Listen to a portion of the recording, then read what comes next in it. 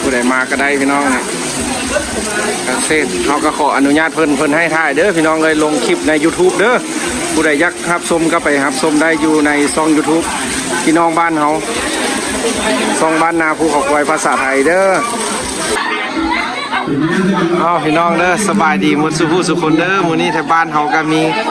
กิจกรรมโครงการรถโคโบต้าฮานมิตรเกษตรพี่น้องเอ้ยเพื่อชาวบ้านทำการเกษตรมื้อนี้เพิ่นก็มีการแจกรางวัลของแจกของแถมมาให้ชาวบ้านพี่น้องนี่ได้หมดสุผู้สุคนมีเบอร์โทรพร้อมนี่อยู่ห้องการบ้านเฮาพี่น้องเลยมื้อนี้บ้านเฮาก็มีการจกสลัดพี่น้องผู้ใดที่อยากได้รถไถนา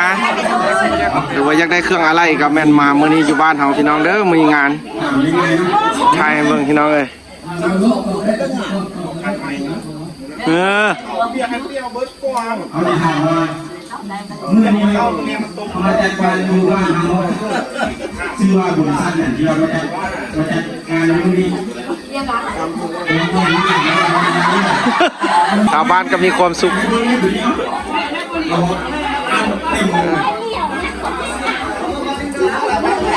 หลายคนก็มานั่งได้ของขวัญเมื่อทุกคนได้ของแจกของแถมรอบทำอิฐได้ของแจกของแถมแม่นกระติกน้ำโอ้พอดีเนาะยามเกี่ยวเข้าสิใส่น้ำเย็นๆพอดีเลยเอาท่ารุ่นนี้กูยังบ่ได้เด้อพอดีเกี่ยวเข้านี่แม่นแท้ได้ไปแล้ว5รางวัลตุมอนก็ได้นางพิงก็ได้ได้กระติกน้ำเอาท่ารุ่นพัดลมกับพระพรหมอีโตยิกเอาพัดลมพี่น้องรุ่นพัดลม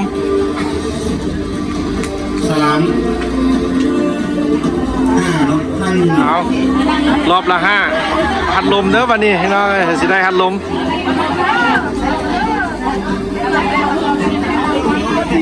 ผู้โชคดีสินะครับพัดลมจากท่านมีเกษตรเนาะให้แกหมายเลข039เนาะ039โอ้เห็นว่าได้เลยนะให้แกหมายเลข05051เนาะ051นี่บ่ฮะ051นี่บ่เริ่มตัวเองด้วย051บอแมนอ้าวคือบุ้งนี่อยู่สลาซิดบุ้งนี่ได้สิสลาซิดเราตีนักคน3เรียบเบิดตัวเองเด้อ051เนาะเพื่อที่1โอ้ลูกหัดเลย051เพื่อที่2โอ้ลืมมากเลยพัดลมพี่น้องได้พัดลมพัดลมแล้วก็พระพรหมมีตู้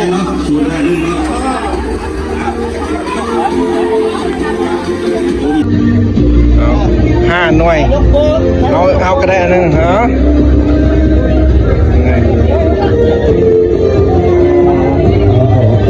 ก็มาสงสัยนะเอาพี่น้องเขาได้พัดลมเด้อนี่พี่น้องเลยได้พัดลมโอ้ดีใจโชคดีได้พัดลมยังผ้าผมมีตู้เอาต่อไปอีกรอบหนึ่งซื้อในบ้านนะแก้วเนาะตาหน้าขึ้นมาเราเขายิงกันเห็นเลยเนาะเอาซื้อในบ้านขึ้นมาดีเด้อครับ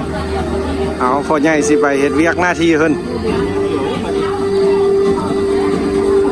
ไปความสุขของชาวบ้านพี่น้องเอ้ยบ้านนอกบ้านนาซ้ำนี่ล่ะอ๋อได้พระพรหมได้พระพรหมเอาพระพรหมมีโตโตจะเก็บไปเรียก016เนาะเด้พอตาได้บ่ได้โมเดลบ่หรือว่าที่ทำมาแล้ว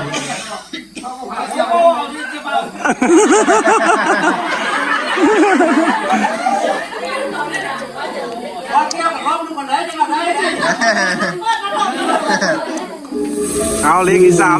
เราได้แก้หมายเลข054เนาะ 3แถวนี้ละ 054 เด้มาแล้วแถวนี้จังหวะสิได้นะ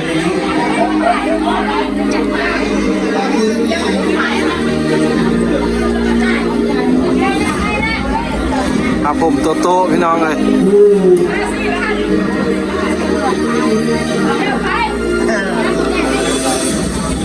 ผู้ที่4เนาะได้แก้หมายเลข038เนาะ038ขอซื้อเลยเด้อมีบ่ โอ้พอฟองได้เอ้าว่าแล้วแถวนี้ได้ยังวะเอาพี่น้องอันนี้ก็เป็นความสุขของชาวบ้านมอบพระพรหม5 ผืน เอาอันนี้หน่อยก็เถอะเนาะเอาอันแถวเดียวเอาแถวเดียวก็ได้เนาะเอากินเอาไป ใครอยากได้แบบว่าชาวบ้านมีเครื่องจักรบ่แบบแนวไปได้เป้เพเพิ่นกะซีเอามาแบบนี้ขายให้พี่น้องในราคาที่ถูกเพราะว่ามันเป็นการส่งเสริมเกษตรของชาวบ้านบ้านเฮาพี่น้องบริษัทคูโบตาอันมิตรเกษตรตั้งอยู่บ้านดอนนูนเด้อพี่น้องตั้งอยู่บ้านดอนนูนนครหลวงเวียงจันทร์ผู้ใดเข้าไปเข้ามาก็สิเห็นบริษัทใหญ่ๆตั้งอยู่บ้านดอนนูนพี่น้องเส้นทางไก่สอนพรหมวิหารเข้าไปในนครหลวงในบ้านก็ฝนตกพี่น้องนี่เด้สาวบ้านก็เป็นแบบนี้สาวบ้านบ้านเฮาไอ้บางคนก็เอารถยนต์มาคนก็รถจักรบางคนก็ย่างมาแม้จะมาลุ้นแล้วไปลงทะเบียนเอาเครื่องไปบ่ได้เสียเงินเสียคำอย่างดอกไปลงซื่อ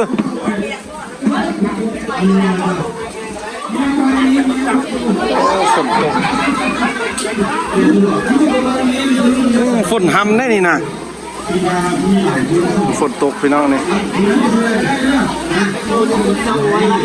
มันเอ็ดอยู่ห้องการบ้าน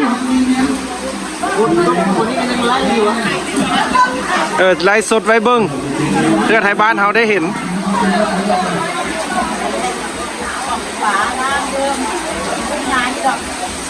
โอ้ได้เครื่องได้เสื้อ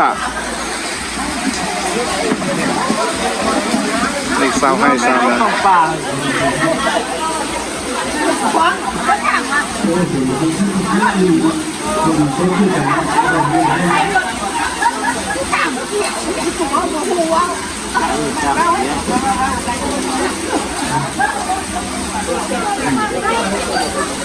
้วแม่แล้วถ้ามันหามาตักทีเดียว เดี๋ยวจากน้อยก็สิมีการจุกสลัดพี่น้องผู้ใดทึกเบอร์ใดก็สิได้ตามของขวัญอยู่ในหันพี่น้องเลยอันนี้เพิ่นมาเพื่อลงเพื่อชาวบ้านโดยเฉพาะพี่น้องอยากแจกของแถมในยามที่เกี่ยวเข้าพี่น้องเลยกำลังสิเกี่ยวเข้านา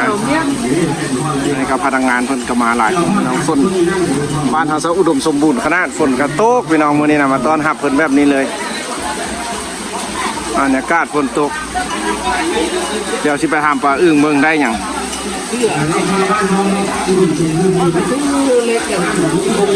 โอ้อุดมสมบูรณ์เนาะได้หยังพ่อใหญ่โอ้ยตอบคำถามเนาะใส่อ่านเบิ่งดูบัดนี้น่ะอ่านเบิ่งโอ้นี่ฮานมิตรเกษตรอยู่บ้านดอนนูนนะบริษัทเพิ่นตั้งอยู่ไปซื้อไปหามีรถมีปัญหาไปหาเพิ่นเด้อใส่ธงหันได้อย่างแน่ธงหันนี้อย่างแน่มาเบิ่งหนูได้อย่างแน่ มีปลากระป๋องของขนมเสียบน้ำดื่ม ใส่มาเบิ่งหนูได้อย่างแน่ว้าคือกระด้างวันนี้ไปปิดมักทั่วเด้อวันนี้น่ะใส่ได้อย่างแน่ของแจกของแถมมันอ๋อได้หลายแนวเนาะโอ้โหนี่ปลากระป๋องแน่พี่น้องเลยได้ไงเออดิ โอ้ น้ำ เอาผู้ใดมาก็ได้หมดเนาะนี่เนาะ แม่ เอามาตอบคำถามนะเพื่อนพี่น้อง